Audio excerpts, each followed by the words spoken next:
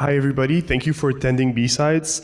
I'd like to remind you that there are t-shirts on sale that you can buy at the coat check. All the proceeds from those sales will go to charity. You can pick the one you want your sale to go to.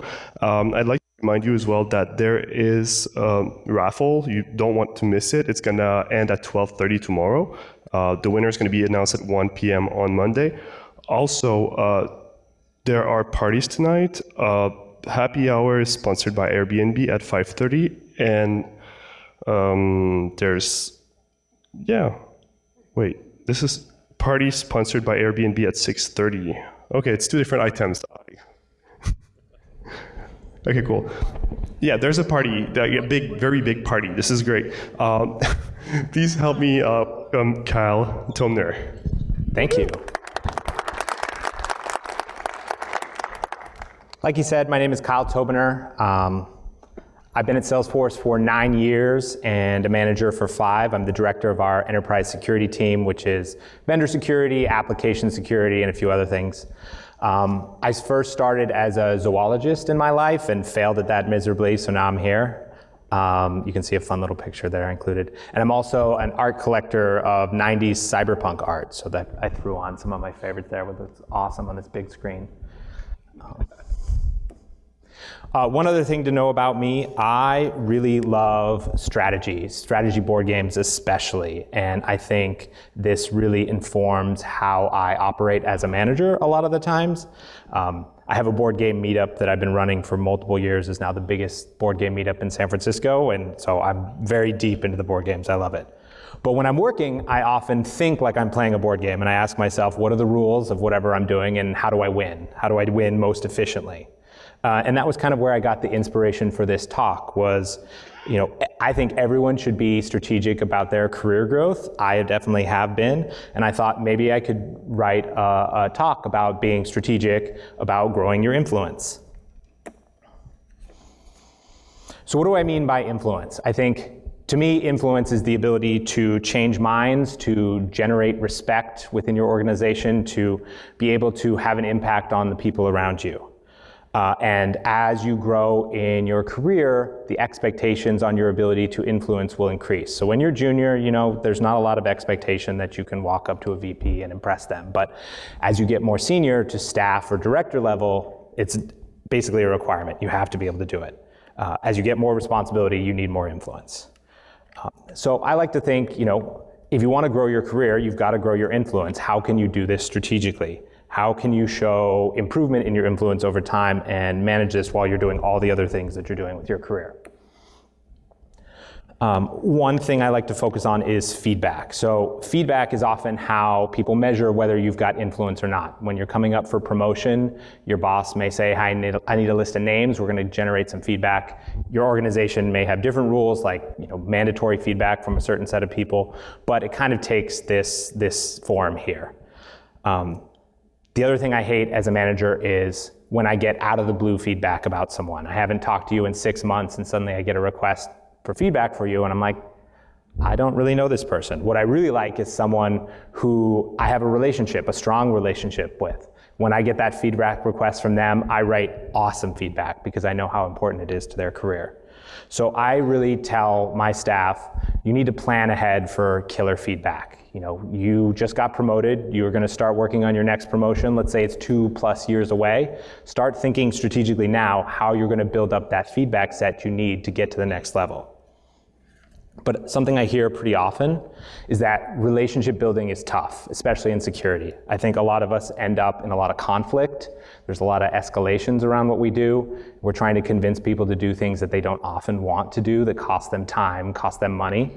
And so it can be difficult to build that influence with stakeholders. And it can also be difficult to build influence within your organization. You've got a mandate. It may be focused on a certain set of stakeholders. Finding that common ground with other security people in your organization can be tough, especially if you're in a really big organization and there's a lot of siloing. But that's where we come to the crux of my talk here today. I think the strategies of asset management can really help you work on your influence strategically and grow your career much more efficiently than you might otherwise. So why do I think that? Well, when you're working on your influence, you generally have a large number of people that you're keeping track of. You've got your team, you've got other stakeholders, you've got other departments within security. It's a lot of people. And when you're talking about a promotion, there's a long time period between one role and the next role. It can be 2 years, it could be 5 years, depending on where you are in your career. So you really have to work on your influence over a long period of time. And like I said, you've got lots of priorities. You're not just there to make friends and get feedback. You've got security impact that you're driving. So sometimes getting feedback, getting visibility is a secondary thing. You're focused more on the impact of your work, as you should be, but you have to keep in the back of your mind that impact is going to be critical at the moment when you need it. So when I talk about asset management, I'm talking about people here. The people that you are influencing are your assets, and I think you can track them more efficiently. So let's dig into what I mean. I believe very strongly that, at the outset of a new moment in your career, say you just got promoted and you've got new responsibilities, or you just started a new role, you really need to identify who your assets are, or possibly where you need assets and don't have them. So, variety is very key here. You need people within the security organization. You need people outside of the security organization. You need leaders within your vertical, depending on the size of your security team. You need leaders outside of your vertical. And you have to build all of these relationships over time. Some of these can be really hard depending on the role that you're in. I know for my team, enterprise security, we're very business focused, so building business relationships is a piece of cake for the people on my team. It's within security, where they're often not overlapping roles, that it can be really hard. So we really have to be proactive with our security partners to try and build that visibility within our team. Also, this can vary company to company. Salesforce has certain requirements on the kinds of feedback you need going into a promotion for certain levels. Your company may have different requirements, so I think identifying what those requirements are up front so they're not a surprise later is really effective. The other thing you might notice is, what if you have some gaps here? You don't know a manager really well outside of your direct manager in the security function. Well, then okay, I have an area where I need to go in and identify an asset. But once you've got that asset list, what do you do next? I recommend fingerprinting your assets. I think you need to know a lot more about them than you're probably tracking day to day, and there's some reasons to this that I'll get to. But I think it's important to know what role they play to you. Are they a peer of yours or a leader?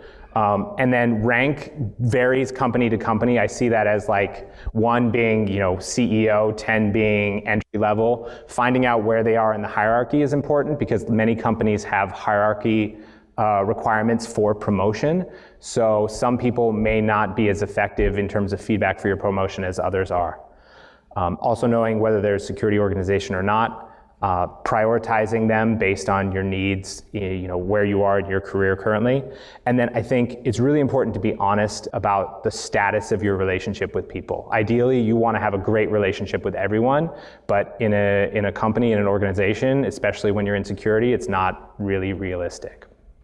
But I think it's important to identify some people that you maybe don't have a great relationship and target them and really work over time on improving their opinion of you. Because I know when you get into promotion conversations as a manager, it's really powerful to hear someone say, I really didn't like this person at first, but they kept working on me, they kept showing me how good they were, and I've turned around. I love this person now. That means a ton in a promotion conversation. It goes a long way. You also want to track when you're talking to them. So how do you use this info once you've got it? Then you want to monitor your assets. And this is a little more manual than traditional asset monitoring, but I recommend blocking your calendar. I do mine 30 minutes every 4 weeks, but you could do it as often as 2 weeks, depending on how often you need to do this kind of thing. But you want to look at that spreadsheet of people you've put out there, and you want to think about, how has that spreadsheet changed? A lot of times people get promoted, people leave the company, people take on new responsibilities, or you've just had hallway conversations that when you look at someone's name in that sheet, you go, oh man, I should talk to them about what I just heard. This could be a really interesting opportunity for both of us. And that's the next thing to do once you've spent that time looking at those people, is identify opportunities where you can collaborate with those people. Either reaching out if you haven't spoken to someone in a couple months, get coffee with them, look at gaps you may have in your coverage. Organizations change very rapidly. People leave the company, move on. You may need to go and find a new manager because the one you had a really great relationship just went somewhere else. Promotions are also key too, because when people get additional opportunities, it is a great time to connect with them, both in terms of project opportunities, just understanding what their goals are, and as they get a bigger promotion, they are more interesting in terms of feedback for your career as well.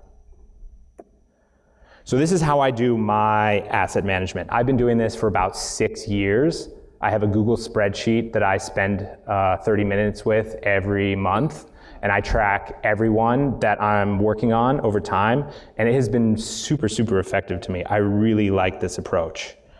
So I thought I'd just share it with you here. I'm gonna pop over here. Does that look okay? Yeah. I used random Star Trek data here. I didn't want to show you actually the people I'm talking to in my organization. But theoretically here, I'm a security engineer under Worf. Maybe I don't have a great relationship with him because it's hard to have a great relationship with Worf. But there's a lot of people within the enterprise that I want to influence in order to grow my career, and I can track that here. So looking at this spreadsheet now, I might think, well, Wesley Crusher is new to the bridge. Maybe I should spend some time with him. He seems pretty smart. So I might look at this and then go into my calendar and reach out and schedule a meeting with him. I also have a couple other tabs that I use. I've got an external one, which I didn't populate with data because sometimes you're trying to influence people that don't work at your company. And I also have an archive because a lot of times people will leave your company, you scratch them off, but there's boomerangs. It happens all the time, especially, I've been at Salesforce for 9 years. Yeah, Emre's waving, he's a boomerang. They leave and then they come back, and then you should just throw them right back into the roster and get to know them again because they will be your friend.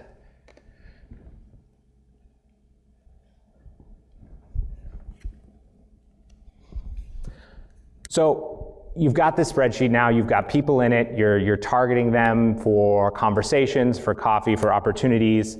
I just thought it might be useful to talk about a few tips that have worked for me over the years using this strategy to make the most of the people that you're spending your time with or that you're investing your energy to befriend and turn into an asset. So I think collaboration is really, really, really important, even when it might be faster for you to do something on your own by yourself. And I'll tell you a bit why. Collaboration tends to create opportunities even where you wouldn't expect it. So let's say there's a project, a scripting project, you can knock it out on your own. But if you invite someone in to participate with you, you might teach them something that could be really useful to them. They might have ideas about that project that you didn't even think of.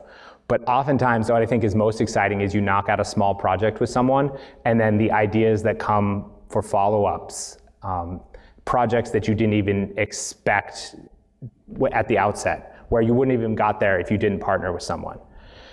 The other thing that I think is important here is the chance to expand your impact. When you bring someone else in, they've got a different perspective. They may have a totally different job. If they can apply what you're thinking, if you have some automation in mind and they can expand what that automation can do to their department as well, you are not only influencing that person in that organization, but you're driving additional security impact, which is super important. And you might learn new things from these people.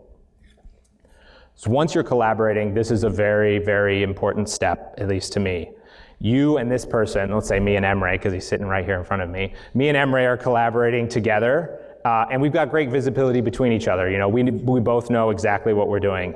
But that isn't always useful when it comes to promotion time. I can get feedback from him, but what I really want is feedback from his boss, and he may want feedback from my boss. So this is something I like to tell the people who work on my team. Your boss and your boss's time are a currency that you can spend. Someone on my team can come to me and say, hey, I need your attention on this thing. So I recommend leveraging your boss as currency in trade for access to someone else's boss. You can say, let's send a status email talking about the work we're doing together to your boss and my boss, and let's make sure that we each get the visibility we need to someone up the chain so that when it comes time to promotion, I have access to feedback from someone at a much higher level than if I just stuck with Emre here.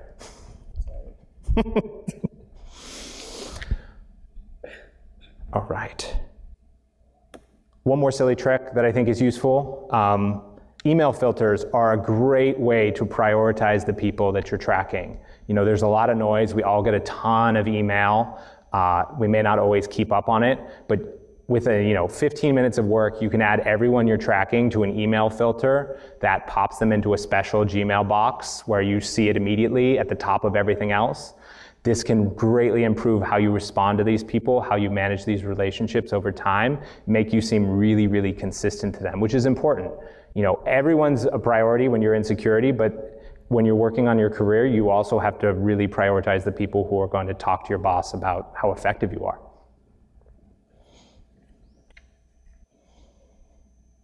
All right. So in conclusion, I think it's really important to approach building your influence strategically. And you can do it like I'm doing it. You can throw people in a spreadsheet, you can treat it like asset management, and you can be consistent with these people over time by monitoring what they're doing, watching the changes in your organization, looking for new opportunities, and taking advantage of those to build your career. Finally, I think everyone needs to collaborate more often. I say this the most in one-on-ones. Find people to collaborate with outside your organization because it will really drive your career forward more than you think, and you will get great value out of that influence that you have, not just in your department, but at other departments as well. And that's it. Thank you very much. Oh, and if you want me to work on your career, I'm also hiring, so you can come and I'd be happy to help. And I'm happy to answer questions too. And I put this in here because I wanted to see how it looked really big. That's cool. You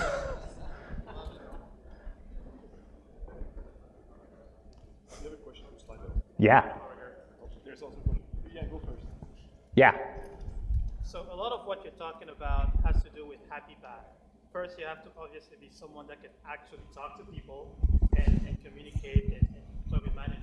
But what happens if I am someone, or the person that is trying to use this asset setup is someone that is not necessarily very social, or kind of fail at building this relationship? What do you recommend?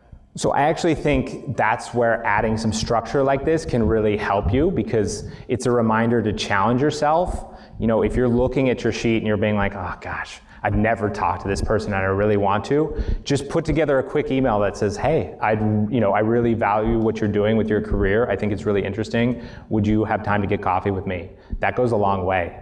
And if you're just reminding yourself constantly, you're going to push yourself a little more than you might otherwise if you can put that, that need way off to the side and not pay attention to it. Question from Slido. Yeah. Anonymous is wondering, would you say asset management, in quotes, is difficult for underrepresented minorities, including people of color and women? Do you have any specific advice? Obviously, I'm a white man, so I don't have a ton of perspective on that question, but I do think it can be challenging, especially in an organization that doesn't have a lot of underrepresented people. I think, finding, that could be another lens you put in your asset management, is who are some people that inspire me within this organization that I can reach out to and spend time with, and maybe will give me career advice and opportunities that I didn't have otherwise. I think that would be a great thing to do.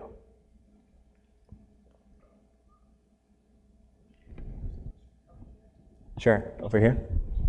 Yeah, just ask. Are you going to post up the slides? Yes, I believe the slides will be posted, and I put in a URL link to the spreadsheet as well, so you can just grab it. Awesome, thank you. I'll put it on my Twitter. That'll be that. I'll do that in like 10 minutes. Yeah. Another question from Jeannie. So you're having coffee with one of your assets. What's your goal in that conversation? Trying to get them to advocate down the road for your promotion? Question mark. So I think that's a really good question, because you don't want to be super mercenary about this.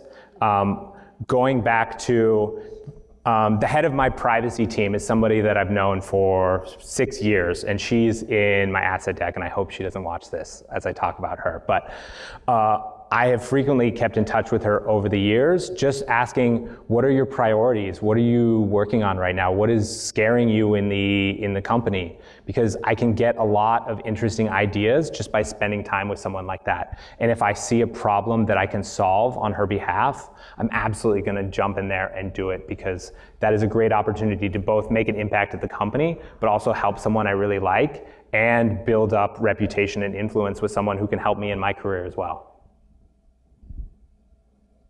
Yeah. Two questions. One is, especially when things get really busy, I feel like meetings like this get pushed off. Like, how do you manage that? And then, secondly, how do you keep from these conversations feeling forced or awkward? I think especially when someone's more junior, the person who's senior's time is much more valuable.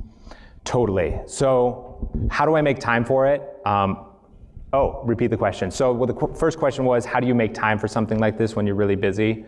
I think, or when the other person's really busy. That's even harder. So going back to this slide, I think this is a really important strategy in those scenarios. You can start by targeting someone who isn't as busy and work your way up the chain.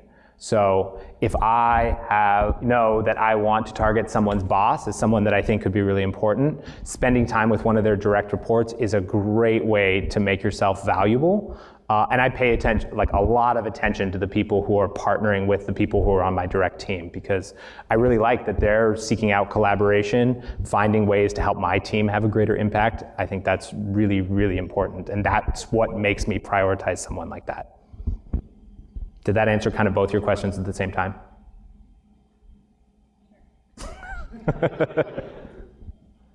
I'm happy to talk after too. We have one more question from Slido, from Anonymous. Would you not seem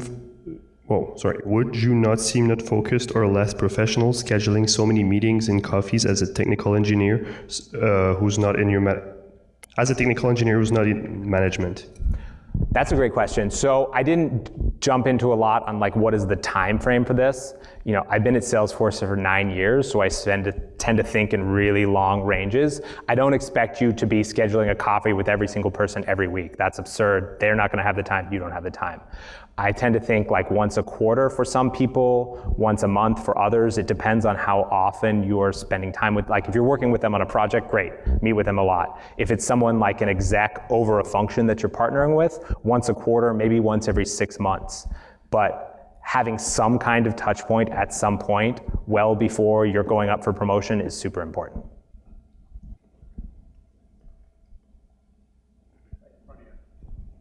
Nice. When you meet with these people, is your goal to make them like you, or to tell them about the good work that you're doing, or to get advice on how to do better work?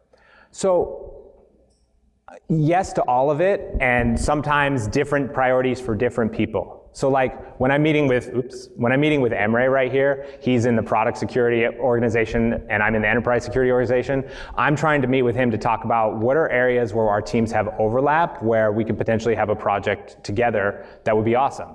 I'm not trying to get him to like me, I'm just trying to do stuff with him that will be effective for our organization. Yeah, I know, you don't like me. But there are some people where, you know, maybe I know that someone has been sniping at me by email or, you know, talking about me behind my back. I might reach out to that person just to be very, very blunt and say, you know, I don't think we got off on the right foot. What can we do to improve our relationship? And I think that's perfectly valid to do.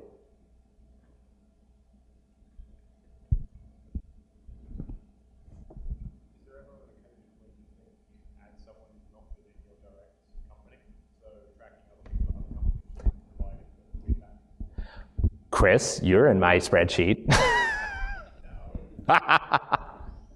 Yes, it is important, I think, to have a few contacts outside of your company.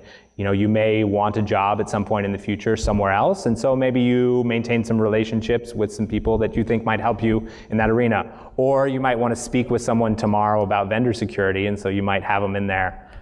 Reach out to them on occasion.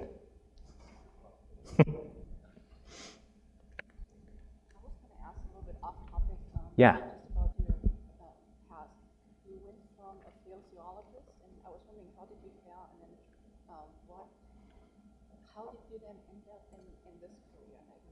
operations did you do, or did you already have a skill set for that? Fair question. So the question was, how did I fail from zoology into security, which I think is a really interesting story that's longer than this, longer than the amount of time I have. But I would say I hated zoology a lot. It just was too manual for me at the time. I really like computers a lot more.